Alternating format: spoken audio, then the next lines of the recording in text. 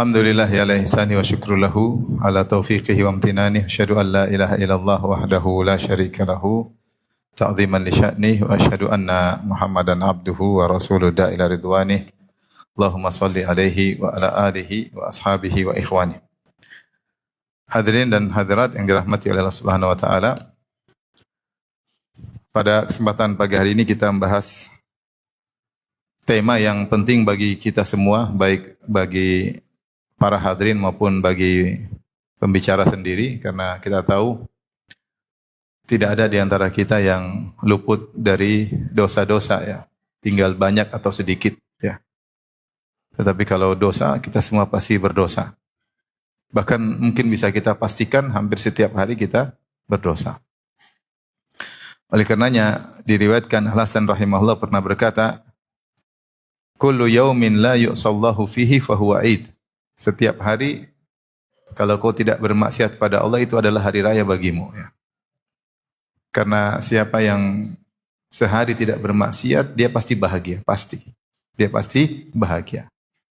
Kebahagiaan yang keluar dari hati yang Allah berikan sinar cahaya pada hatinya, maka dia sedang berhari raya sebenarnya. Tapi siapakah orang tersebut yang hari-hari dia lewati tanpa dosa? Dan kalau kita renungkan orang-orang solehin, ya, bagi mereka dosa adalah perkara yang kalau bahasa kita selalu menghantui ya, kalau bahasa kita ya. Bahasa kita mungkin kurang pas tapi selalu menjadi perhatian mereka meskipun mereka sudah bertobat. Oleh karenanya diriwayatkan dari Fudail bin Iyad rahimahullah, beliau berkata, "Wa ya sau'atahu minka wa in afaut." Dia berkata, sungguh tetap malu kepada engkau ya Rabb meskipun engkau telah memaafkan. Karena kita tahu ada khilaf di kalangan para ulama tentang dosa jika seorang sudah bertobat darinya kemudian diampuni oleh Allah, apakah masih diperlihatkan oleh Allah atau tidak pada hari kiamat kelak. Maka dua pendapat di kalangan para ulama, sebagian mengatakan tidak akan diperlihatkan lagi. Ini merupakan konsekuensi dari nama Allah Al-Afu. Dan makna nama Allah Al-Afu diantaranya dari afu, afu artinya menghilangkan jejak. Sementara sebagian ulama berpendapat bahwasanya tetap diperlihatkan sebagai bentuk kasih sayang Allah agar semakin bersyukur. Allah ingatkan dosa-dosa yang pernah dilakukan meskipun telah diampuni. Akan tapi orang-orang solihin mereka tidak melupakan dosa-dosa mereka. Mereka mengingat dosa-dosa mereka ya. Oleh karenanya tadi Fudail berkata, "Wa ya sau'atahu minka wa in afaut." Ya. Tetap malu, sungguh malu berhadapan dengan engkau ya Rabb meskipun engkau telah memaafkan. Karenanya kita baca tentang hadis syafa'atul uzma ketika orang-orang di hari kiamat kelak datang kepada Nabi Adam alaihissalam untuk meminta syafaat dari beliau, tetapi beliau menolak. Padahal manusia ketika itu telah menyebutkan keutamaan Nabi Adam. Mereka berkata, "Ya Adam, anta abul bashar, khalaqakallahu biyadaihi wa asjadalaka malaikatah." Wahai Adam, engkau adalah nenek moyang manusia. Allah telah ciptakan engkau secara spesifik dengan kedua tangannya. Allah telah mengajarkan engkau segala sesuatu. Allah menyuruh malaikat untuk sujud kepadamu. Ala tara ma nahnu fih, tidakkah kau lihat bagaimana kondisi cucu-cucumu? Ya. Ala tara ma qad balagha bina, tidakkah kau lihat kesulitan yang kami hadapi? Maka Nabi Adam menolak. Kemudian dia mengatakan, aku telah berdosa, Allah telah melarangku mendekati suatu pohon lalu aku melanggar. Padahal kita tahu bahwasanya Nabi Adam alaihissalam sudah bertobat dan tobatnya telah disebutkan dalam Al-Qur'an. Fataba alaih. Allah telah bertobat. Allah telah menerima tobatnya Nabi Adam. Dan Nabi Adam sering kita bermunajat kepada Allah dengan doa yang dipanjatkan oleh Nabi Adam. Rabbana zalamna anfusana wa illam taghfir lana wa tarhamna lanakunanna minal khasirin. Maka Allah ampuni Nabi Adam. Itu pun tidak membuat dia kemudian pede alaihissalam dan tetap dosa yang mungkin itu dosa kecil, itu bukan dosa besar. Bukan dosa besar. Ya, tapi itu tidak membuat beliau lupa dari dosa tersebut. Dan sebagaimana juga Nabi Musa alaihissalam juga melakukan dosa kecil, pernah membunuh seorang tanpa sengaja, maka orang-orang ketika minta syafaat dari Nabi Musa, dia mengatakan, "Inni qad qataltu nafsan lam umar biqatliha." Aku telah membunuh jiwa yang aku tidak diperintahkan untuk membunuhnya. Nafsi, nafsi, saya juga butuh syafaat. Idhabu ila ghairi, pergilah kepada nabi yang lain. Jadi mau saya, orang-orang solihin ya, di antara yang mereka pikirkan, kalau bahasa tadi saya katakan menghantui mereka adalah dosa-dosa yang pernah mereka lakukan. Dosa-dosa yang pernah mereka lakukan ya. Mereka ingat dosa-dosa mereka. Oleh karena di antara ibadah adalah kita ingat dosa kita. Kita ingat dosa yang pernah kita lakukan. Dan itu faedahnya banyak. Ya.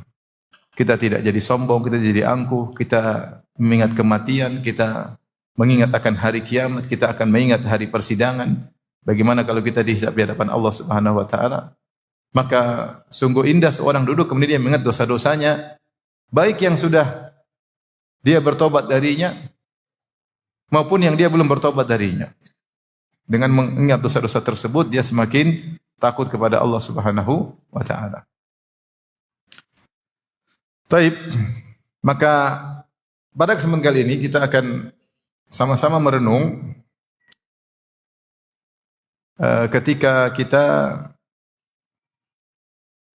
merenungkan tentang dosa-dosa kita, atau kita ketika sedang berdosa, hendaknya kita renungkan perkara-perkara berikut ya.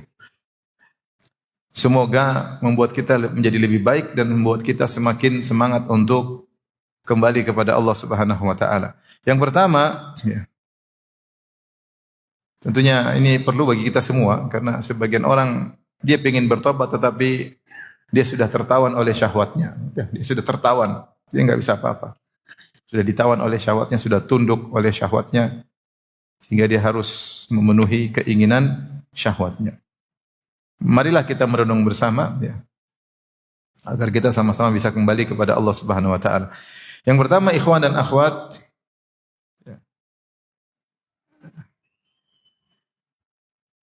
tentunya ketika saya bicara tentang dosa, dosa itu banyak macam ya. Dosa itu banyak macam. Ada dosa ketika seorang bersendirian, dia tidak bisa jaga pandangannya. Ada dosa seorang terjerat dengan riba, dia tidak bisa meninggalkan riba karena menurut dia disitulah mata pencahariannya.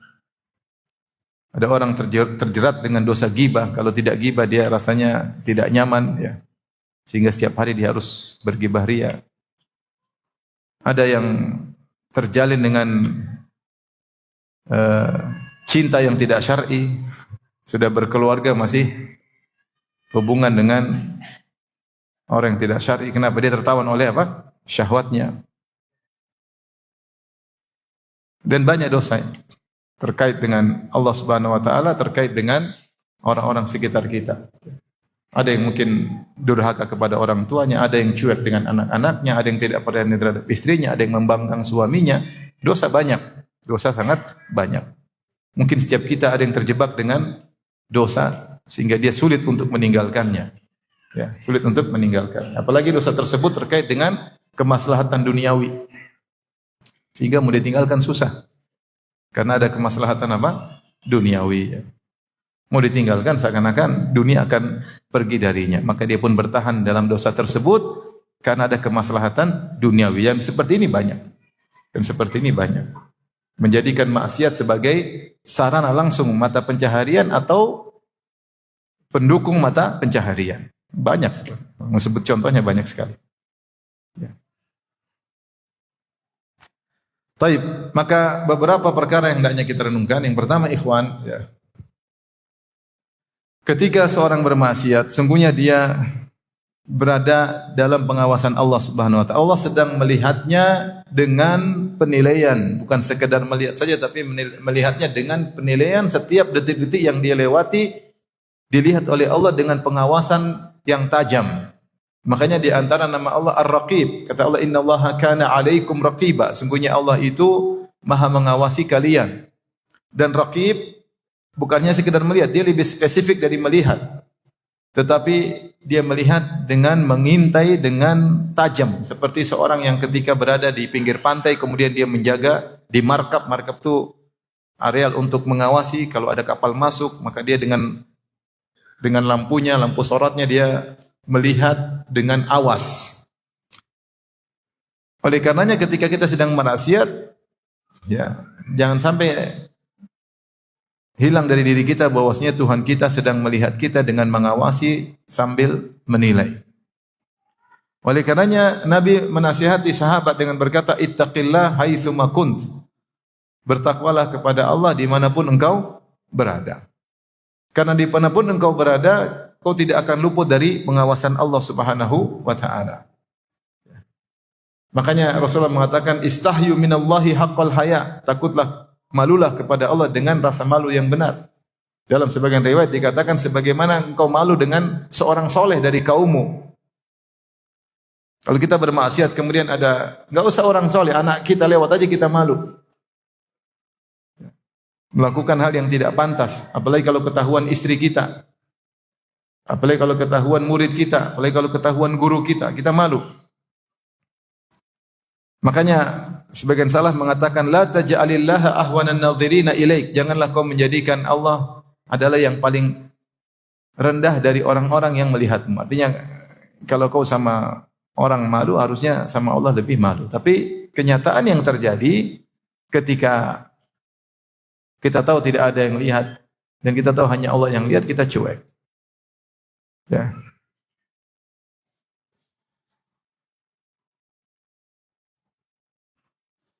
Makanya sebagian salaf ketika menafsirkan firman Allah, ma gharraka bi rabbikal karim, ya. Apa yang buat kau terpedaya, ya, dengan Rabbmu yang maha baik, ya, sehingga kau terus bermaksiat. Maka dia mengatakan suturuka al-murkhah. Ya, karena selama ini aku bermaksiat, kau tutup aibku. Sehingga berani lagi. Ya Allah baik. Allah tutup, tapi bukan berarti ketika Allah tutup, Allah tidak lihat. Allah senantiasa mengawasi dan senantiasa menilai.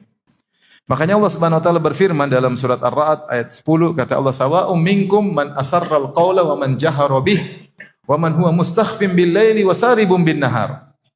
Kata Allah Subhanahu wa taala, sama saja kalian itu di sisi Allah sama saja, apakah seorang yang berbisik-bisik dengan ucapannya atau yang berbicara dengan terang-terangan, wa man huwa mustakhfin bil lail, atau orang yang sedang bersembunyi di malam hari, wasaribun bin nahar, atau terang-terangan di siang hari. Bagi Allah sama saja.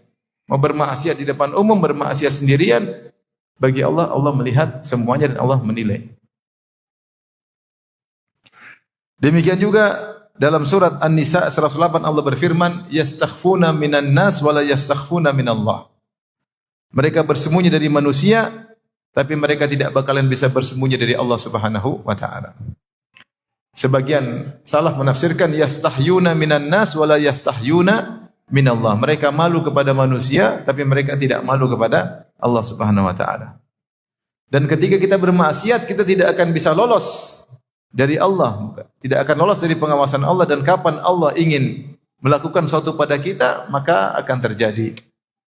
Makanya jin berkata dalam surat Al-Jin, wa anna dhananna allan nu'jizallaha fil ardi wa lan nu'jizahu haraba.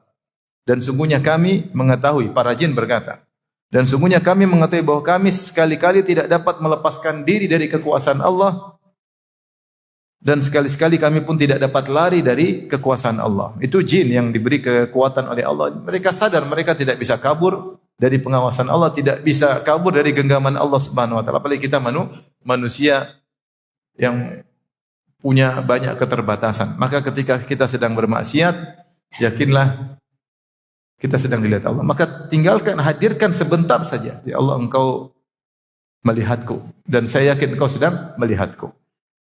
Ini kalau kita hadirkan sebelum bermaksiat, maka manfaatnya luar biasa. Tetapi kalau sedang bermaksiat, kemudian kita hadirkan, ini terkadang syahwat kita mendominasi. Sehingga tidak bermanfaat lagi mengingat hal tersebut. Meskipun terkadang bermanfaat, seperti diriwayatkan ada seorang lelaki mengajak berzina seorang wanita, ketika mereka sudah di tengah gelap malam, tidak ada yang melihat, ya. Kemudian dia berkata, "Ma ma'ana illal kawakib." Tidak ada yang bersama kita kecuali bintang-bintang. Sudah kita berzina aja, enggak ada orang lain. Yang ada cuma apa? Bintang-bintang. Bintang-bintang mau ngapain bintang-bintang? Maka sang wanita yang diajak berzina berkata, "Fa aina mukaukibuha?" Kalau gitu mana yang menciptakan bintang-bintang tersebut? Bersama kita atau tidak? Maka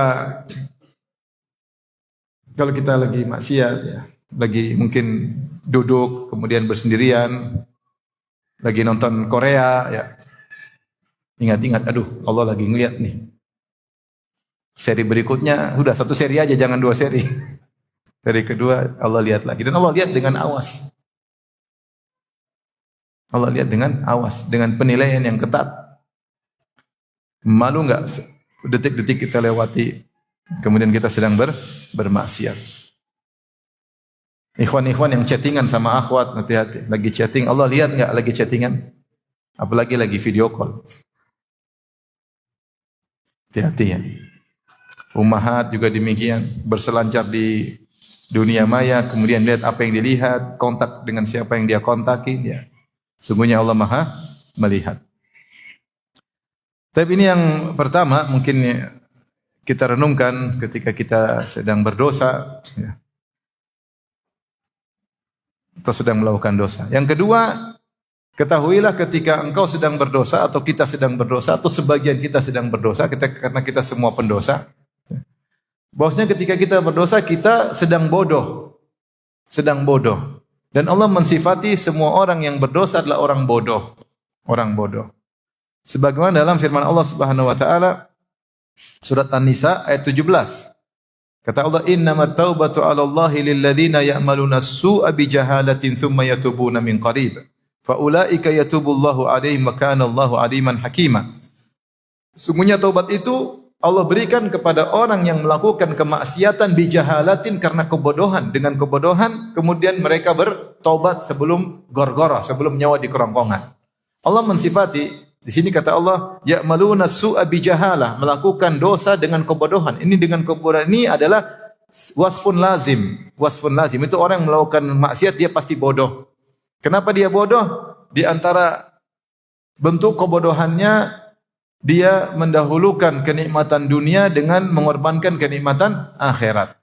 Bal tu'thirunal hayatad dunya wal akhiratu khairu wa abqa. Kalian mendahulukan kesenangan dunia padahal akhirat lebih baik dan lebih kekal. Bukankah ketika dia bermaksiat berarti bisa jadi, ya, dia terjerumus dalam neraka dan bisa jadi dia terluput dari kenikmatan surga yang sempurna dan abadi? Mungkin atau tidak? Mungkin. Maka berarti dia bodoh. Dia bodoh.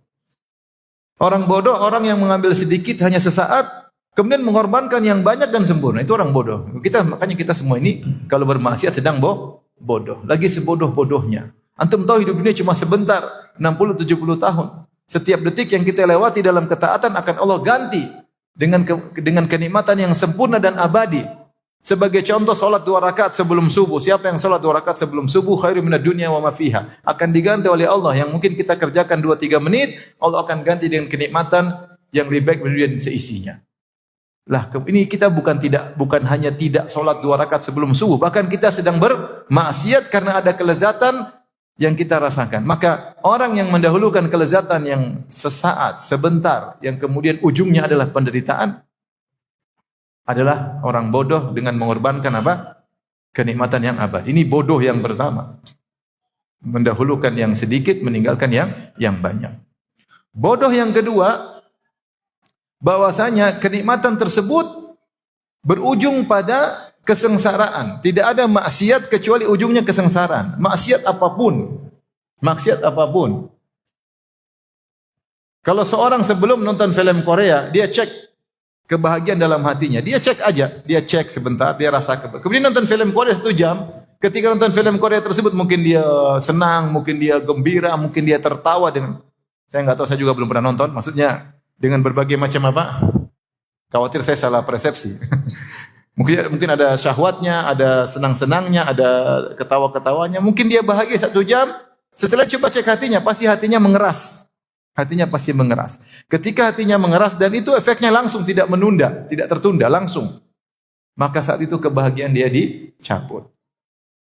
Maka ngapain kita bodoh sekali kita berusaha menerjang kelezatan yang ujungnya kesengsaraan. Betapa banyak orang tidak lagi hasrat sama istrinya. Dan ini nyata, saya ketemu seorang cerita dari dokter, dokter mengalami banyak pasien laki-laki datang tidak bisa lagi hasrat sama istrinya. Sehingga dia harus jajan terus. Ngerti jajan enggak? Ngerti enggak? Ya, jajan. Karena kalau dia tidak jajan, dia tidak bisa lezat. Coba. Ada Allah kasih sesuatu yang mubah, yang halal di depan dia, sudah dia tidak bisa rasakan lagi, sehingga dia selalu dalam kesengsaraan. Habis berzina, dia mikir lagi zina berikutnya. Sengsara sebelum mendapatkan zina berikutnya. Taib, apa yang dia dapatkan? Kelezatan saat kemudian disusul dengan apa? Kesengsaraan. Berbeda ketika seorang berlezat-lezat dengan yang Allah halalkan. Setelah dia berhubungan, dia bahagia, tambah cinta, tambah sayang, ngobrol lagi. Ada kebahagiaan yang Allah berikan karena dia berlezat-lezat dengan yang halal. Semua kelezatan maksiat ujungnya kesengsaraan. Itu sudah kaidah. Kelezatan apapun. Sehingga seorang sampai banyak datang ke dokter masalah, lihat istrinya sudah enggak ada hasad. Coba bayangkan antum tinggal di rumah sama perempuan yang antum lihat muak, kira-kira jengkel atau menderita tidak? Menderita. Tapi inilah istri yang resmi, yang status resmi dia. Sementara ngelihat dia nggak pernah ada hasrat. Kenapa? Karena terlalu sering bermaksiat. Ada kawan pejabat telepon saya, Ustadz, ini gimana nih anak buah saya cantik-cantik Ustadz. Terus gimana Ustaz, saya tundukkan pandangan. Saya lihat cuma bisa ngiler tapi nggak bisa dimakan. Ibarat kita lihat es krim lagi musim panas, es krim kita pingin tapi kita nggak bisa ngambil. Ternyata es krimnya dimakan sama orang lain. Lebih menderita mana? Seorang musim panas tidak lihat air dingin atau lihat air dingin tapi tidak bisa diambil. Bingung ya? Lebih sengsara, ada kelezatan kita nggak cuma ngiler doang, penasaran nggak bisa ngapa-apain. Itu sengsara. Itulah gambaran orang kalau mengumbar pandangan lihat sesuatu yang cantik dia terus ketagihan tapi dia diliputi dengan kesengsaraan. Itu yang dialami para pelaku maksiat. Oleh karenanya hanya orang bodoh yang bermaksiat dan kitalah orang-orang bodoh tersebut. Ketika bermaksiat kita itu hanya menimbulkan kesengsaraan. Tidak usah jauh-jauh. Seorang yang sering buka medsos, kemudian lihat perempuan, buka aurat terbuka ini. Hatinya, dia ada kesenangan, kelezatan lihat berita. Coba cek hatinya, jujur. Kok saya hati jadi keras? Hati keras. Kenapa? Banyak maksiat yang kita lihat di medsos. Maka orang bermaksiat, orang yang bodoh. Oleh karenanya Nabi Yusuf alaihissalam ketika dia berdoa, dia tidak ingin jadi orang bodoh. Ketika dia dirayu oleh ibu-ibu Mesir, dia berkata, Rabbis sijnu ahabbu ilayya mimma yad'unani ilai. Wa illa tasrif anni kaidahunna asbu ilaihinna wa akum minal jahilin. Kata Yusuf alaihissalam, ya Rabbku, aku lebih suka di penjara daripada memenuhi rayuan para wanita tersebut. Kalau kau tidak palingkan aku dari rayuan mereka, asbu ilaihinna, maka aku akan condong kepada mereka. Wa akum minal jahilin, dan aku akan termasuk orang-orang yang jahil, yaitu aku akan terjerumus dalam maksiat. Maka apapun Al-Quran yang antum hafal, betapapun antum sedang ikut pengajian, kita sering baca buku agama, bahkan kita panitia pengajian, bahkan kita ustadznya, tapi kalau kita sedang maksiat, sesungguhnya kita sedang bodoh. Sepakat atau tidak? Nah, taruhlah, ini saya sederhana. Antum punya istri sekarang, cantik tapi relatif, paham? Cantiknya khilaf, paham? Tapi ada perempuan cantik sepakat ijma, semua bilang dia cantik, istri antum masih khilaf.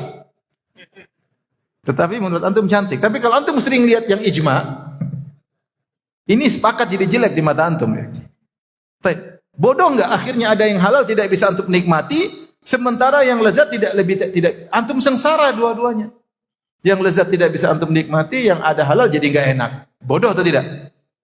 Bodoh, goblok bukan bodoh.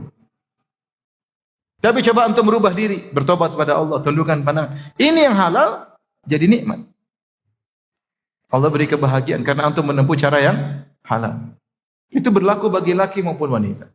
Wanita yang sering lihat yang macam-macam, kelezatan hilang. Hasrat kepada suami hilang. Hidup di dalam rumah tangga menjadi sengsara. Taat kepada suami dengan terpaksa, tidak ada rasa cinta.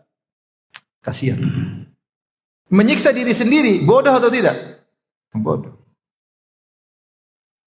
Apalagi saya bilang ibu-ibu yang suka nonton film Korea, suaminya jadi kelihatan donat gosong. Lihatnya cowok putih, bibir merah, apa suami, waduh. Udah gini, donat gosong, pakai wijen. Repot. Siapa yang sengsara? Kita yang sengsara. Kita yang sengsara. Antum kira nonton film box office antum bahagia, lezat iya, setelah itu antum sengsara. Demi Allah antum sengsara. Demi Allah kita sengsara. Maka orang bermaksiat itu goblok. Dan kita lah orang-orang goblok tersebut. Semoga Allah mengampuni dosa-dosa kita. Baik, berikutnya. Ikhwan, kita renungkan tentang dosa kita.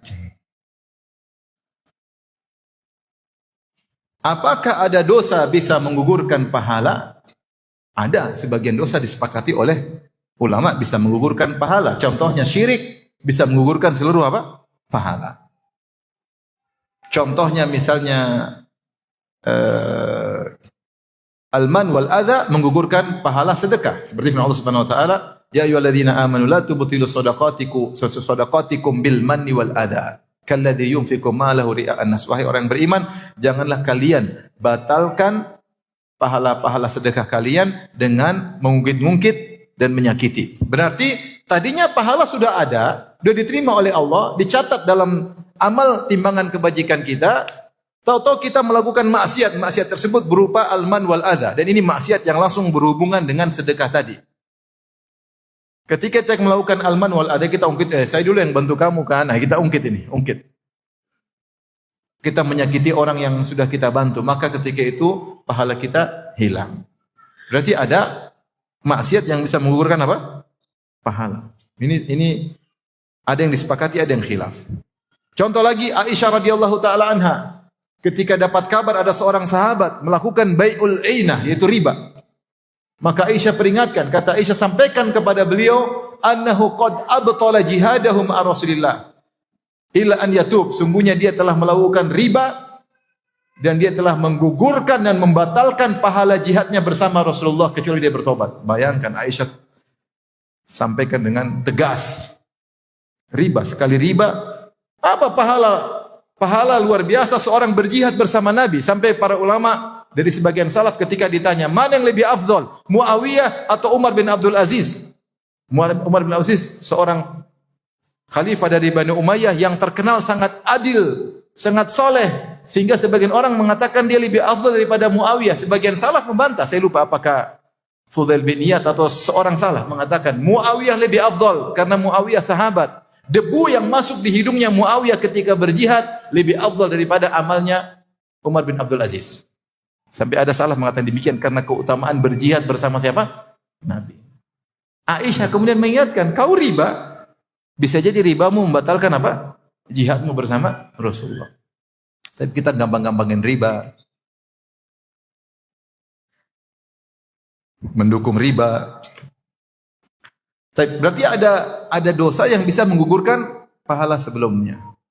Sampai dalam sebagian asar Imam Ahmad mengingatkan hati-hati mengumbar pandangan. Bisa jadi mengumbar pandangan yang haram menggugurkan sebagian pahalamu. Maka kalau kita mau bermaksiat renungkan, jangan-jangan kita maksiat ini ada pahala kita yang gugur. Rugi. Tentu tidak semua ya, tapi ada, kita nggak tahu yang mana. Ini head to headnya dengan apa kita nggak tahu. Seperti man wal adha, head to headnya dengan sedekah. Ini dilakukan sedekah gugur. Tapi kalau memandang aurat wanita apa yang gugur kita nggak tahu. Maka ketika seorang ingin bermaksiat, dia hadirkan makna ini. Jangan-jangan apa yang sudah saya kerjakan selama ini bisa hancur. Makanya saya ingat kisah tentang seorang syekh yang digoda. Saya sudah pernah ceritakan kisah ini. Ketika dia pergi ke luar negeri, kemudian dia di kamar, masuk ke hotel, mungkin hotel umum, tiba-tiba ada yang ketuk pintu di malam hari, ternyata dia buka pintu, perempuan yang sangat cantik jelita dengan pakaian yang sangat menggoda. Maka dia langsung kunci pintu. Sementara perempuan tersebut terus ketuk pintu, maka dia sholat dan dia sujud. Saya itu cerita kepada kawan saya cerita kepada saya. Di antara doa dia bilang, ya Allah, apakah aku harus hancur malam ini? Sekian lama aku berdakwah, sekian lama aku harus hancur malam ini? Harus gugur amalanku malam ini. Dia takut, sampai dia berdoa sampai ketukan itu selesai. Mungkin perempuannya ngantuk-ngantuk, terus tidur. Selamat. Dia selamat. Ya, laki-laki digoda perempuan, kalau tidak tergoda berarti tidak normal. Kalau tergoda normal, tapi jangan maju, mundur. Nah, Syekh tadi ya. Kalau hasil disebutkan, teman saya cerita, Syekh itu dia cerita setelah dia selamat, dia bahagia. Ketika dia pulang, dia di Jeddah, dia turun dari pesawat, tiba-tiba ada telepon. Dia angkat, zaman dulu dia telepon. Tanya kenapa? Kata Syekh, tahu-tahu ada yang bilang, Syekh, saya menawarkan putri saya buat antum. Allahu Akbar. Man taraka syai'an lillah awadallahu khairan minhu. Siapa yang meninggalkan sesuatu karena Allah, Allah ganti dengan yang lebih baik. Tapi antum enggak ada begitu kan? Lagi digoda. Enggak ada gantinya. Maksudnya ini kisah. Jangan sampai kita melakukan sesuatu, kemudian apa yang sudah kita kerjakan jadi apa? Gugur. Kita enggak tahu ini gaib. Dosa ini bisa menggugurkan apa? Wallahu alam bisawab. Tetapi sebagian ahlu sunnah berpendapat bahwasanya sebagian dosa bisa menggugurkan sebagian apa? Pahala.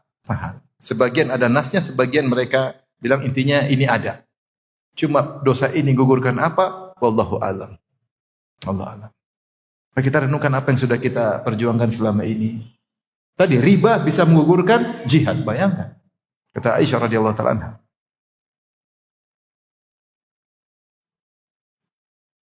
Baik. Berikutnya ikhwan yang perlu kita renungkan, yang berapa ini? 4.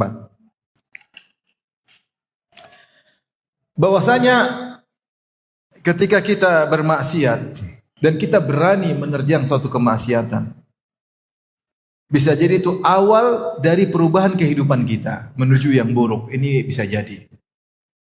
Dimulai dari seorang ujub misalnya, sehingga dia berubah kehidupannya. Dari kesombongannya bisa berubah jadi kehidupannya berubah total. Ini titik awal nuqtatut tahawul kata istilah orang, yaitu titik perubahan drastis. Karena dia menerjang satu maksiat, ternyata kemudian dia berubah sampai akhir hayatnya. Hati-hati.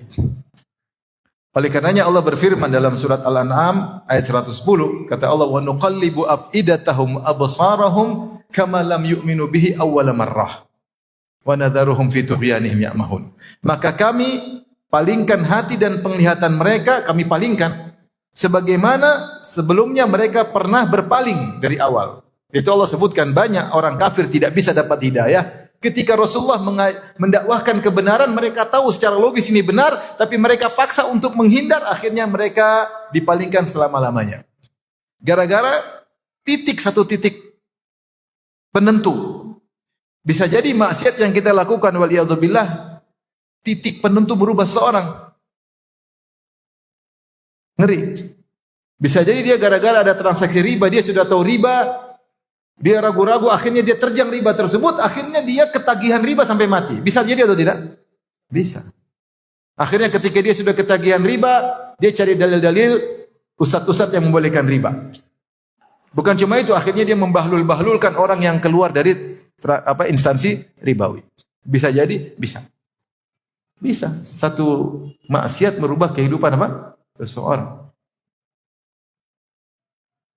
Kalaupun tidak merubah secara total, menjadikan dia berlanjut pada maksiat-maksiat yang lain, maka dikatakan bahwasanya maksiat tunadi bi akhwatiha. Setiap maksiat akan manggil teman-temannya yang lain. Dan itulah kebiasaan maksiat. Allah berfirman, "Falamma zagu azagallahu qulubahum." Tatkala mereka menyimpang, Allah semakin simpangkan hati mereka. Maksiat menimbulkan maksiat yang lain. Hatinya sudah menyimpang, disimpangkan lagi. Kenapa Allah simpangkan lagi? Akibat dari maksiat yang pertama. Sampai Allah sebutkan sebagian sahabat ketika lari dari perang Uhud, kata Allah, "Innal ladzina tawallaw minkum yaumal taqal jam'ani innamastazallahumush syaitanu bi ba'dhi ma kasabu wa laqad afa Allahu anhum." Allah ceritakan, sungguhnya orang-orang yang kabur dari perang Uhud ketika perang sedang menyala, ada isu Rasulullah meninggal, sebagian bertahan. Sebagian kabur balik ke Madinah. Kenapa bisa kabur? Heran. Ada sebabnya. Allah ma'al innal ladzina tawallaw minkum yaumal taqal jam'ani. Sungguhnya orang-orang yang kabur dari di antara kalian ketika terjadi perang, itu perang Uhud. Innamastazallahumush syaitan, sungguhnya mereka digelincirkan oleh syaitan. Kenapa? Bi ba'dhi ma kasabu, akibat sebagian dosa yang pernah mereka lakukan. Jadi orang kalau melakukan dosa-dosa, dia semakin mudah tergelincir oleh syaitan, dan dosa ini akan memanggil teman-teman dosa yang lain. Ibarat kalau orang sudah misalnya suka ngelihat film, akhirnya dia mulai yang lain, mulai chattingan sama perempuan, mulai ini, mulai akhirnya zina, akhirnya apa? Berkembang. Tidak satu maksiat saja, maksiat tersebut akan berkembang. Maka ketika kita bermaksiat, segera bertobat. Jangan-jangan saya mulai ini, akhirnya saya berkembang yang lainnya.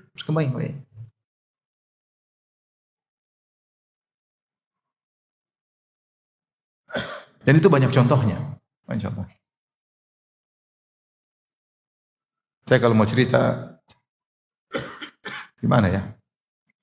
Saya antum jangan sepele, saya tidak bicara kalau orang sudah kejebak maksiat siapapun dia, orang awam, penuntut ilmu, dai, bisa kejebak pada maksiat-maksiat berikutnya. Bisa. Maka karena kita pasti berdosa, maka kalau kita berdosa segera bertaubat. Jangan tunda-tunda.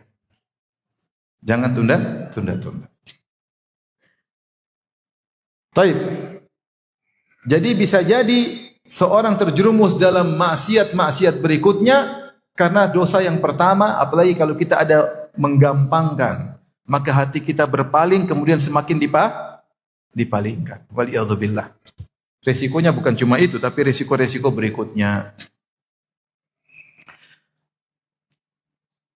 Baik. Berikutnya ikhwan dan akhwat yang rahmati Allah Subhanahu wa taala. Ketika kita bermaksiat kepada Allah Subhanahu wa taala, kita berani bermaksiat kepada Allah Subhanahu wa taala, sering orang memandang bahwasanya tidak ada dampaknya. Saya maksiat aman saja, jualan masih lancar, orang juga masih muliakan saya, aman-aman saja. Secara ekonomi tidak ada berkurang, justru customer semakin banyak gara-gara maksiat. Buktinya saya buka pintu maksiat sedikit, ternyata semakin laris. Sehingga banyak orang memandang dampak maksiat hanya dari sisi duniawi, dari sisi fisik, dari sisi ekonomi. Saya sehat-sehat saja, MCU juga kolesterol normal, aman-aman saja. Habis bermaksiat juga kolesterol normal. Tayyib. Ibnu Qayyim menjelaskan bahwasanya justru dampak maksiat yang pertama adalah menyerang hati. Dan maksiat itu akan berdampak meskipun tidak langsung. Dia seperti racun yang masuk ke dalam tubuh, sedikit demi sedikit ada saatnya dia meledak. Dampak maksiat tidak harus sekarang. Bahkan kalau sekarang pun mungkin kau tidak sadar karena dampak maksiat itu yang pertama dia serang adalah hati.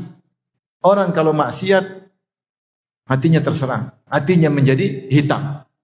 Semakin banyak maksiat semakin hitam dan ini langsung berdampak. Dia jadi malas beribadah, dia kurang khusyuk baca Quran. Ya. Dia tidak terenyuh ketika mendengar nasihat-nasihat. Kenapa? Hatinya mati. Tapi matinya pelan-pelan tidak langsung. Sehingga jangan antum melihat dampak maksiat hanya pada secara fisik. Saya aman-aman saja. Hati antum bermasalah. Bermasalah. Dan jika antum teruskan suatu saat akan hancur antum. Entah yang hancur akidah antum atau yang hancur adalah secara duniawi antum. Sampai diriwayatkan seorang salah mengatakan man talabal hadis li ghairillah mukira bihi. Siapa yang mencari ilmu hadis, mencari hadis ilmu periwayatan karena riya, maka dia akan dibuat makar oleh Allah Subhanahu wa taala. Itu makar itu apa? Apa itu makna makar? Makar itu dia digiring kepada kebinasaan tanpa dia sadari, seakan-akan natural, padahal kebinasaan.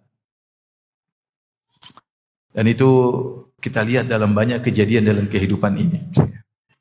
Ada orang yang misalnya zalim, ketika dia berbuat zalim, dia merasa Allah tidak hukum dia ketika itu. Mungkin Allah hukum dia 20 tahun lagi. Mulailah dia mengalami kesusahan. Tapi saking naturalnya, sehingga dia tidak merasa itu akibat kezaliman yang dia lakukan. Itu Allah sedang berbuat makar kepada dia. Itu waliyadzubillah mengerikan. Maka seorang harus peka dengan dosanya.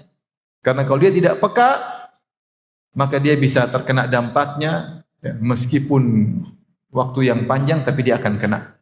Man talabal hadis li ghairillah mukira bihi. Siapa yang mencari ilmu riya bukan karena Allah Subhanahu wa taala, maka dia akan kena makar Allah cepat atau lambat.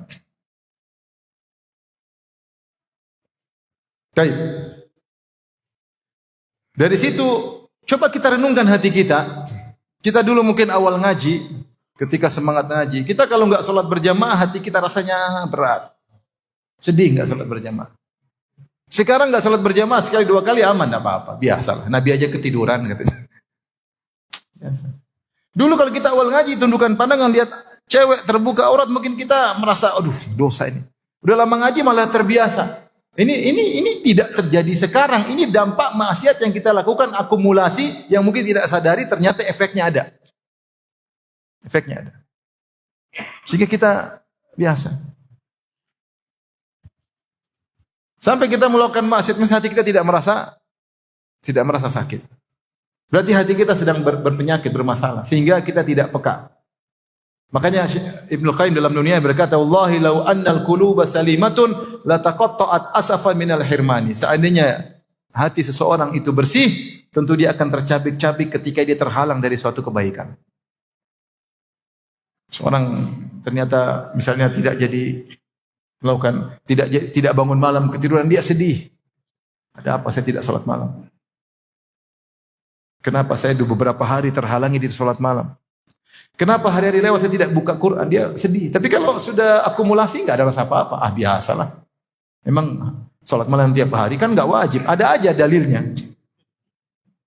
Enggak salat subuh. Rasulullah juga dalam hadis ketiduran salat subuh. Iya Rasulullah cuma sekali dua kali. Kau 1000 kali tidak salat subuh. Terus menyamakan dengan Nabi SAW. Sehingga jadi biasa. Jadi biasa. Kalau orang hatinya ada kesempatan dia berbakti sama orang tua, tidak bisa, dia menyesal kenapa saya tidak berbakti. Dia mau bersedekah enggak jadi, dia sedih kenapa saya tidak jadi bersedekah. Sedih. Karena ada kesempatan untuk naik level di surga, dia lewatkan. Kalau hati bersih seperti itu. Ya, sehingga ada hal yang kebaikan yang terhalangi, dia terhalangi darinya, maka hatinya tercabik-cabik. Ini jika hati seorang apa? Bersih dan selamat.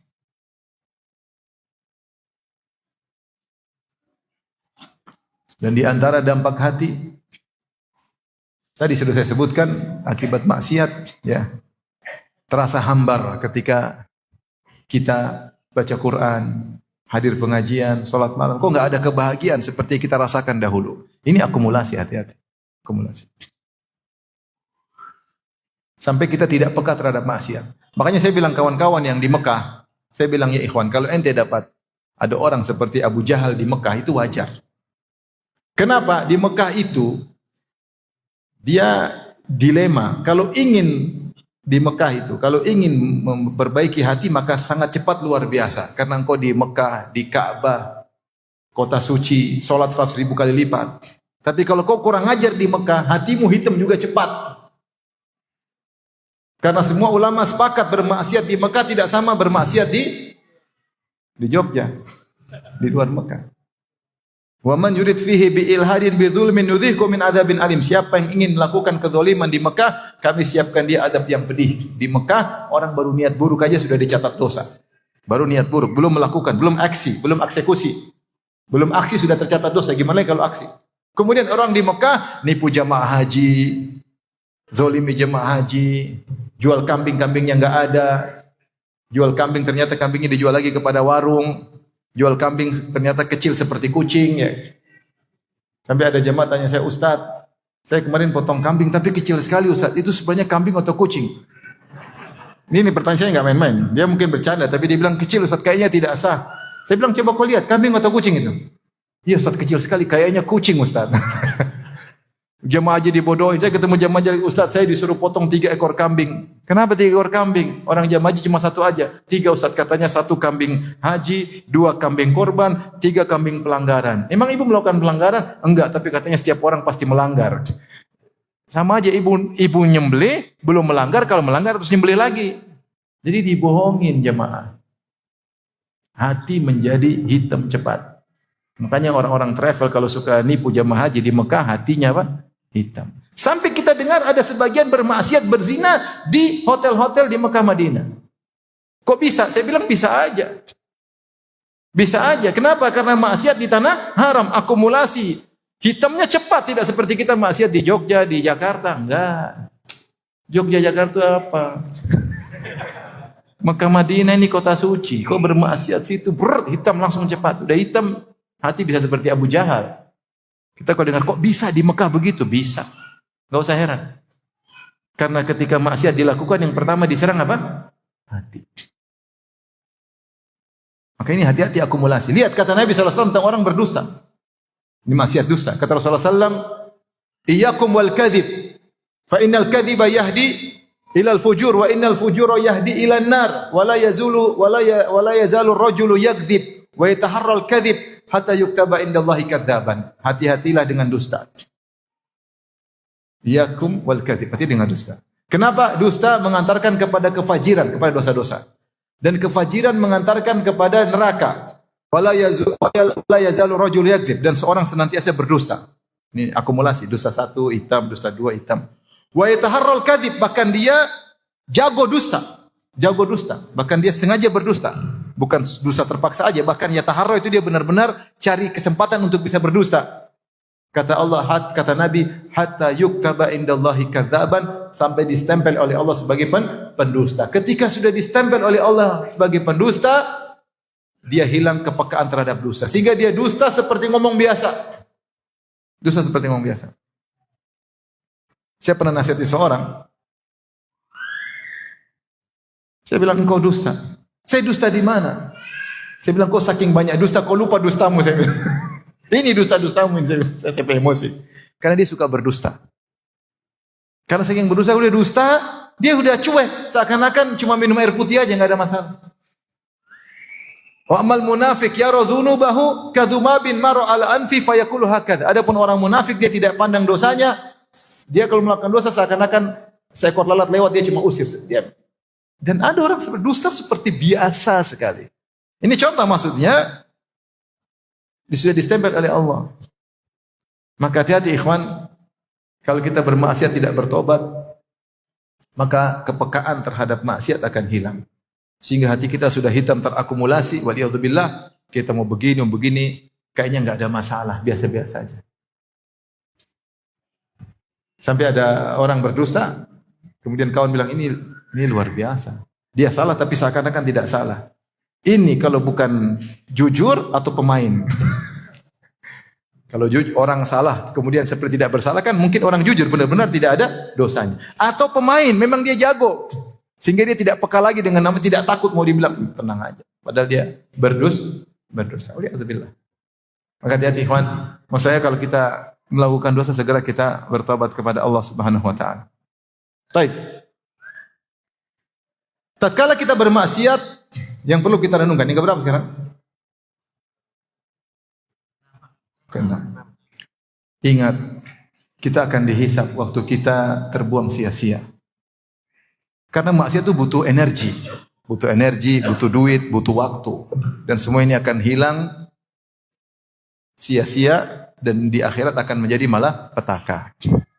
Seorang mau berzina, dia butuh energi, kumpulin duit, dia mungkin hunting cewek di ini, telepon sana, telepon sini, janji, kemudian sembunyi-sembunyi agar istri tidak tahu, kemudian ketemu deg-degan. Butuh energi, butuh waktu, sembunyi-sembunyi, itu semua habis waktu. Dia nonton film Korea maksiat kan bukan satu seri, sampai 30 seri, episode baru lagi, judul baru lagi, nonton lagi berseri-seri, habis waktu. Dia nonton film dewasa, sehari kecanduan, sehari 1 jam, besok lagi, besok lagi, besok lagi, 30 hari, 30 jam, tidak terasa, malaikat catat terus, tidak pernah berhenti. Ini semua akan dibongkar pada hari kiamat. Ya. Dia duduk bergibah dengan kawan-kawannya setengah jam, gibah lagi tiap hari, berapa waktu sudah dia lakukan. Dia makan riba, tiap bulan dia terima uang riba sampai 12 tahun. Kamu kok tidak tobat nanti? Insya Allah saya tobat kalau pensiun, itu namanya tobat terpaksa, sudah pensiun. Tapi kalau ada tawaran lagi, masuk lagi. Bertahun-tahun dia jalani maksiat.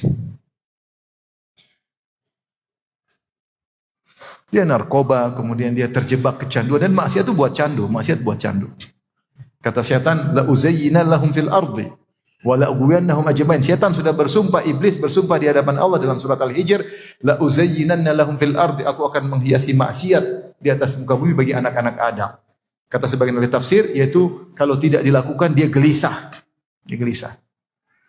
Intinya menunjukkan maksiat itu memiliki sifat candu. Makanya saya sering bilang, kita ini manusia dihadapi dengan dua. Sama-sama bikin candu. Kebaikan bikin candu, maksiat juga bikin apa? Candu. Tinggal kamu pilih, jadi candu pelit atau candu rajin bersedekah. Sama-sama kecanduan. Orang kalau suka bersedekah, dia tidak bersedekah, dia gelisah. Ini uang banyak, mau kemana? Harus saya keluarin. Sama kalau orang pelit, dia kecanduan pelit. Ngapain kasih dia? Saya capek-capek, enak aja minta-minta. Sana kerja sendiri, kecanduan pelit. Tinggal antum pilih, mau jadi candu apa? Mau kecanduan baca Quran atau kecanduan nonton film? Masalahnya, untuk bermaksiat butuh energi, butuh waktu yang panjang. Butuh biaya. Butuh kuota. Ini semua dicatat oleh malaikat, akan dibuka pada kita pada hari kiamat. Renungkan kembali. Setiap waktu yang kita lewati adalah nikmat yang akan Allah tanya. Di antara nikmat yang Allah tanya, lan tazala qadama abdin hatta yus'ala an arba. Lan tazula qadama abdin hatta yus'ala an arba. Kedua kaki seorang hamba tidak akan bergeser menuju surga atau neraka sampai ditanya tentang 4 perkara. Di antaranya an umrihi fima afnah, tentang umurnya kemana dihabiskan. Umur maksudnya waktu. Sekali-sekali kita renungkan kalau kita lagi buka medsos, saya bakalan ditanya setengah jam saya nonton ini. Saya bisa enggak jawab Allah habiskan waktu nonton ini? Kalau bisa, jawab. Lanjutkan. Kalau enggak bisa, ganti. Kalau maksiat bisa jawab enggak? Enggak bisa. Enggak bisa. Kita saja suka olahraga, kita nonton acara olahraga berjam-jam, kalau kita ditanya, yakin bisa jawab? Itu padahal olahraga yang mungkin hukum asalnya mubah, kita pun bingung jawabnya. Tapi kalau maksiat gimana jawabnya? Maka seorang merenungkan, apakah dia ridha jika catatan amal dibuka ternyata isinya berjam-jam bermaksiat kepada Allah Subhanahu wa taala. Kemudian renungkan terakhir, umur kita semakin habis, waktu kita semakin, tubuh kita semakin dimakan oleh zaman, semakin rapuh, rambut semakin putih, pandangan semakin lemah, penyakit-penyakit mulai muncul, kekuatan tidak seperti dulu. Berarti umur kita bakalan habis. Sekali kita habiskan buat maksiat, sementara teman-teman kita umurnya dia habiskan untuk berketaatan, sudah berapa level mereka naik tinggi. Semakin naik level, udah ngaji semakin bagus, semakin takwa, semakin bahagia dengan keluarganya, semakin banyak sedekahnya. Kita masih berkutat dalam maksiat. Sudah berapa kita rugi? Kalaupun kita bertobat, mungkin sudah 2 tahun kita maksiat, dia sudah 2 tahun untuk sampai level kemana? Rugi kalau kita persaingan tentang hari akhirat. Kalau kita tobat, kalau kita enggak tobat, waliyadzubillah. Jadi ini sekedar renungan bagi kita semua ketika kita bermaksiat, dan di akhir pengajian ini saya ingin menyampaikan tentang ibadah yang agung adalah ibadah i'tiraf bidzambillah, yaitu mengakui dosa-dosa. Salah satu ibadah yang agung adalah ibadah mengakui dosa-dosa, mengaku kepada Allah Subhanahu wa taala. Allah memuji orang-orang yang mengaku dosa-dosa mereka. Ya. Dalam Al-Quran, dalam surat At-Taubah 102, Allah mengatakan wa akharuna i'tarafu bidzunubihim. khalatu amalan salihan wa akhara sayyi'a. Asallahu ayyatuba alaihim innallaha ghafurur rahim. Dan ada sekelompok orang yang mereka mengakui dosa-dosa mereka. Khalatu amalan salihan wa akhara sayyi'a. Mereka mencampurkan antara amal saleh dengan kemaksiatan. Mereka mengakui dosa-dosa mereka. Asallahu ayyatuba alaihim. Semoga Allah ampuni dosa-dosa mereka. Innallaha ghafurur rahim. Sungguhnya Allah Maha Pengampun lagi Maha Penyayang. Ada disebutkan seorang salaf yang bernama Al-Ahnaf bin Qais. Ketika dia ingat firman Allah, laqad anzalna ilaikum kitaban fihi dzikrukum. Sungguh kami telah turunkan kepada kalian suatu kitab, itu Al-Qur'an, fihi dzikrukum, yang dalam Al-Qur'an ada penyebutan kalian. Ya, zahirnya seperti itu. Ada yang mengartikan mengingatkan karena kalian disebut dalam Al-Qur'an. Maka dia langsung buka Al-Qur'an. Karena kita semua disebut dalam Al-Qur'an. Saya bagian mana? Maka dia buka Al-Quran dari awal. Dia buka, dia baca. Ketika melewati ayat-ayat tentang orang-orang kafir, ini bukan saya. Saya berlindung dari siksaan neraka jahanam. Saya berlindung dari sifat orang kafir. Ketika dia melewati orang-orang beriman, qad aflahal mu'minun alladzina, ini bukan saya. Terlalu jauh, saya bukan seperti itu. Dia baca terus sampai pada surat At-Taubah ayat 102. Maka dia baca wa akharuna i'tarafu bidzunubihim. Khalatu amalan salihan wa akhara sayyi'a. Dan ada sekelompok manusia yang mereka mengakui dosa-dosa mereka, mereka mencampurkan amal soleh dengan amal keburukan. Kata dia, itulah saya. Itulah saya. Maka tinggal kita mengakui dosa-dosa kita di hadapan Allah, maka Allah akan ampuni dosa-dosa kita. Itu jalan yang sangat mudah. Kalau kita bicara di dunia, kita disidang oleh orang. Ada salah, kemudian hakim sidang kita. Kalau seorang itu atau terdakwa mengaku, itu cara paling ampuh. Dia mengaku seluruh kesalahan, tidak perlu lagi datangkan saksi, tidak perlu lagi bukti-bukti, dia ngaku, selesai. Tetapi di dunia orang tidak mau ngaku karena dia tahu kalau dia ngaku dia akan habis. Dia akan ditangkap, mungkin dibunuh, akan macam-macam, akan diambil hartanya, sehingga orang tidak mau ngaku, sehingga hakim butuh mendatangkan bukti-bukti. Tapi kalau kita ngaku di depan Allah, justru sebaliknya, kita ngaku dosa-dosa kita, maka kita akan selamat. Dan kita nggak perlu malu. Kalau ngaku di depan hakim kita malu. Tapi kalau ngaku depan Allah adalah ibadah, justru pintu keselamatan. Wa akharuna i'tarafu bidzunubihim. Dan sebagian orang mereka mengakui dosa-dosa mereka. Jangan sampai kita tidak mengakui dosa, akhirnya baru mengaku di hari kiamat kelak yang di mana sudah tidak bermanfaat. Allah Subhanahu wa taala menyebutkan tentang orang-orang kafir yang mereka baru mengaku di hari kiamat kelak. Dalam surat Ghafir ayat 11, kata Allah, mereka berkata, fa'tarafna bidzunubina, fahal ila khurujin min sabil. Ya Allah, kami ngakui dosa-dosa kami. Fa'tarafna bidzunubina, kami ngaku sekarang ya Allah. Fahal ila khurujin min sabil, adakah cara untuk bisa keluar dari neraka? Jawabannya enggak ada. Percuma mengaku di hari kiamat kelak. Demikian dalam surat Al-Mulk ayat 11 Allah berfirman, fa'tarafu bidzunubihim fasuhqan li ashabis sa'ir. Mereka pun mengakui dosa-dosa mereka, maka celaka bagi mereka masuk dalam neraka jahanam. Maka ini ibadah yang agung yang harus sering kita lakukan, ngaku dosa-dosa kita. Oleh karenanya ada zikir-zikir yang mengingatkan kita untuk mengaku dosa. Kita ketika baca zikir tersebut hendaknya kita berhenti untuk kita ngaku dosa-dosa kita. Seperti zikir pagi petang. Zikir Sayyidul Istighfar apa? Allahumma anta rabbi la ilaha illa anta khalaqtani wa ana abduk wa ana ala ahdika wa wa'dika mastata'tu a'udzu bika min syarri ma sana'tu. Ini di antara pengakuan. Aku berlindung dari dampak keburukan yang sudah aku lakukan. Berarti aku maksiat enggak? Aku maksiat enggak? Dan kita tahu pasti ada dampaknya, maka kita berlindung. Ya Allah, saya maksiat. Makanya a'udzu bika min syarri ma sana'tu. Aku berlindung dari keburukan apa yang telah aku lakukan. Itu dosa-dosa. Kemudian setelah itu abu'u laka bi ni'matika alayya, dan aku mengakui meskipun aku seperti ini, aku akui seluruh nikmat kau terus turunkan kepadaku. Kemudian pengakuan berikutnya abu'u bi dzambi. Dalam sebagian riwayat abu'u laka bi dzambi, dan aku mengakui dosa-dosa. Abu'u bi dzambi maknanya, ya Allah, ada dosa-dosa yang aku pikul belum bisa aku tinggalkan. Aku mengakui hal tersebut. Tolonglah hamba-Mu ini. Itu di antara doa dalam sel istighfar, kita renungkan ini makna a'udzu bika min syarri ma sana'tu, itu pengakuan. Kemudian abu'u bi dzambi, yaitu aku mengaku aku datang bertemu dengan engkau dengan memikul apa? Dosa-dosa. Ini salah satu zikir yang situ ada iktiraf. Di antaranya juga dalam doa istiftah, wajjahtu wajhiya lilladzi fataras samawati wal ard hanifa wa ma ana minal musyrikin. Inna salati wa nusuki wa mahyaya wa mamati lillahi rabbil alamin. La syarika lahu bidzalika wa ana awwalul muslimin. Kemudian Allahumma antal maliku la ilaha illa anta. Anta rabbi wa ana abduk. Zalamtu nafsi wa i'taraftu bi dhanbi. Faghfir li dhunubi jami'an. Innahu la yaghfiru dhunuba illa ant. Wahdini li ahsanil akhlaqi la yahdi li ahsaniha illa ant. Wasrif anni sayyi'aha la yasrif anni sayyi'aha illa ant. Allahumma inni laka wa ilaik. Wa syarru laisa ilaik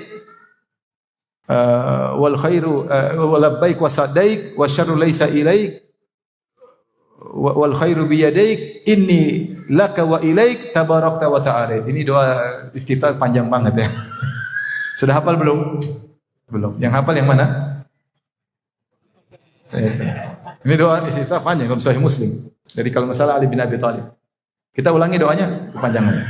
Tapi di antaranya Rasulullah dalam doa itu mengatakan, Allahumma anta rabbi wa ana abduk zalamtu nafsi. Aku telah berbuat dosa terhadap diriku wa taraftu bi dzambi, dan aku mengakui dosa-dosaku. Faghfir li dzunubi jami'an innahu la yaghfiru dzunuba illa ant.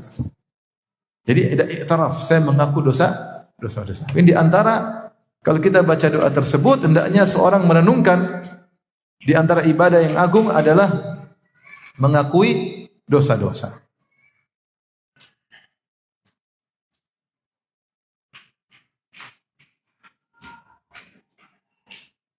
Mengakui dosa-dosa. Oleh karenanya itu yang dilakukan oleh para nabi, mereka mengakui dosa-dosa mereka. Seperti Nabi Adam ketika bertobat dia mengatakan apa? Rabbana dzalamna anfusana. Ya Rabb kami telah menzalim diri kami. Wa illam taghfir lana wa tarhamna lanakunanna minal khasirin. Kalau kau tidak merahmati kami dan mengampuni kami, kami termasuk orang yang merugi. Apa kata Nabi Yunus alaihissalam ketika dalam perut ikan paus? La ilaha illa anta subhanaka inni kuntu minadh dhalimin. Maka di antara ibadah yang agung al-i'tiraf bidzunub, seorang duduk kemudian dia ketika baca zikir-zikir tersebut dia ngakui dosa. Dosa kita banyak ya, dosa kita banyak. Yang telah lalu, yang kita sudah bertobat entah diterima atau tidak, wallahu a'lam. Yang waktu kita habisin melihat yang tidak, wallahu a'lam. Lisan kita gunakan untuk merendahkan orang lain, menggibah orang lain, wallahu a'lam. Allah ampuni atau tidak. Kita ingat-ingat. Kita ingat-ingat dosa-dosa tersebut. Ya. Dan itu di antara ibadah yang agung kepada Allah Subhanahu wa taala agar kita diampuni oleh Allah Subhanahu wa taala. Makanya sebagian ulama memandang ayatin fi kitabillah, ayat yang paling memberikan harapan kepada kaum muslimin adalah ayat ini. Ada ulama khilaf tentang ayu ayatin arja fi kitabillah. Ayat mana yang paling memberi harapan, yang paling membawa rahmat besar bagi kaum muslimin. Khilaf. Saya kalau tidak salah ada mungkin 10 pendapat, 15 pendapat. Ada yang bilang ayat ini, ada yang bilang ayat ini, ada yang bilang seperti ada yang mengatakan ayat yang paling beri harapan adalah surat Az-Zumar. Qul ya ibadiyalladzina asrafu ala anfusihim la taqnatu min rahmatillah innallaha yaghfiru dzunuba jami'a. Wahai hamba-hambaku yang banyak melakukan maksiat, jangan putus asa. Sungguhnya Allah, ada yang bilang ini ayat yang paling beri pengharapan. Ada ayat juga yang mengatakan yang paling beri pengharapan, innallaha la yaghfiru ayyushraka bihi wa yaghfiru ma duna dzalika liman yasha. Allah tidak mengampuni dosa syirik dan Allah mengampuni dosa selain syirik bagi yang Allah kehendaki. Ini paling beri pengharapan. Yang penting saya tidak syirik, mudah-mudahan selamat. Ada yang bilang ini ayat yang paling beri pengharapan. Ada yang bilang ayat yang paling beri pengharapan adalah ayatul dain. Ya. Ayat dain itu dalam apa? Surat Al-Baqarah, di akhir-akhir surat Baqarah ya. Ya, Allah menyatakan kalau kalian mau utang piutang faktubu, maka tulislah. Ayatnya sangat panjang. Sebagian ulama mengatakan bayangkan karena cintanya Allah kepada hambanya, Allah atur cara berhutang supaya hambanya tidak salah. Ketika Allah perhatian kepada seorang hamba urusan duniawinya agar tidak salah, berarti Allah sangat penyayang. Sampai detail masalah ayat terpanjang ayat tentang hutang piutang. Dan ada yang mengatakan ayat ini yang paling memberikan apa? Harapan. Karena kebanyakan manusia mencampurkan kebaikan dan keburukan. Selama mengakui dosa, Allah ampuni. Tinggal ngaku. Sering diulang-ulang pengakuan tersebut. Kita semua banyak dosa. Makanya apa ucapan para ustaz ketika di awal kajian? Innal hamdalillah nahmaduhu wa nasta'inuhu wa nastaghfiruhu wa na'udzu billahi min syururi anfusina. Kita berlindung kepada Allah dari keburukan jiwa kami. Wa min sayyiati amalina, dari keburukan amal kami. Hati ini ada masalah, amal juga ada masalah. Ini kan kita banyak dosa. Kita banyak dosa. Makanya ketika Aisyah radhiyallahu anha dituduh berzina sampai heboh dalam hadis Syatul Ifk, Rasulullah datang kepada Aisyah, Rasulullah belum datang wahyu, Rasulullah bingung. Sampai seandainya istrinya pun berzina, Rasulullah selalu bertobat. Karena Rasulullah tidak tahu. Rasulullah mengatakan, "Ya Aisyah, innal abda idza tarafa bidzam, sungguhnya hamba jika mengakui dosanya, Allah ampuni." Aisyah malah jengkel. Karena Rasulullah masih kasih kemungkinan mungkin saja dia berdosa. Maksudnya Aisyah pengennya Rasulullah bilang, istriku pasti baik, enggak mungkin. Tapi Rasulullah juga enggak mungkin begitu karena Rasulullah tidak tahu hal gaib. Maka Rasulullah masih kasih dua kemungkinan. Kasih Rasulullah, "Ya Aisyah, kalau kau benar, sayubarri'ukillah, Allah akan bela engkau kalau kau benar. Tapi kalau kau salah, ngaku saja. Sesungguhnya orang yang ngaku akan diampuni oleh Allah." Maka Aisyah pun marah, kata Aisyah, "Ya ayah, bantah Nabi." Wahai ibu, bantah Nabi. Tapi intinya Rasulullah mengatakan, kalau kau berdosa mengaku. Ini bayangkan kalau waliyadzubillah, maksudnya ada kondisi seorang istri Nabi berzina. Kalau dia bertobat, diterima oleh Allah atau tidak? Diterima, padahal dia istri Nabi. Yang penting dia ngaku bertobat. Maka inilah ibadah yang perlu kita renungkan. Sering-sering kita ingat dosa-dosa kita. Jangan lupakan dosa-dosa kita. Manusia sering suudzon sama orang, husnudzon sama diri sendiri. Harusnya kita balik. Seringlah kita suudzon sama diri sendiri, husnudzon sama orang lain. Di antara cara suudzon sama diri kita banyak dosa. Dosa kita ini banyak. Kalau mau di total berapa jam kita berdosa? Banyak. Demikian para hadirin dan hadirat yang rahmati Allah Subhanahu wa taala, apa yang saya sampaikan. Semoga ini menjadi muhasabah renungan bagi kita semua. Agar kita ngerem kalau berdosa segera bertobat kepada Allah. Waktu terus berjalan, umur semakin habis, waktu pertemuan kita dengan Allah semakin cepat. Kemarin saya waktu ngisi pengajian di Jakarta Barat, ada kawan usianya sudah 71.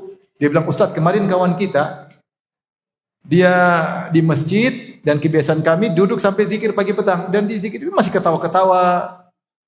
Habis sholat subuh kami berzikir, setelah zikir kami makan sarapan, masih ketawa-ketawa Ustaz. Dia pulang ke rumah, mungkin 15 menit kepalanya pusing, langsung meninggal dunia. Tidak ada tanda-tanda bakalan meninggal." Saya bilang, alhamdulillah, orang itu husnul khatimah.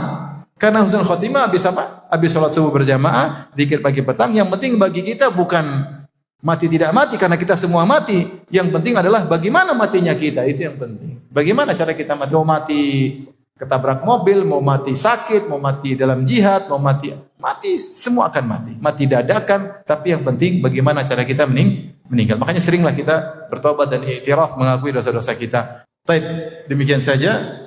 Wabillahi taufiq wal hidayah. Assalamualaikum warahmatullahi wabarakatuh.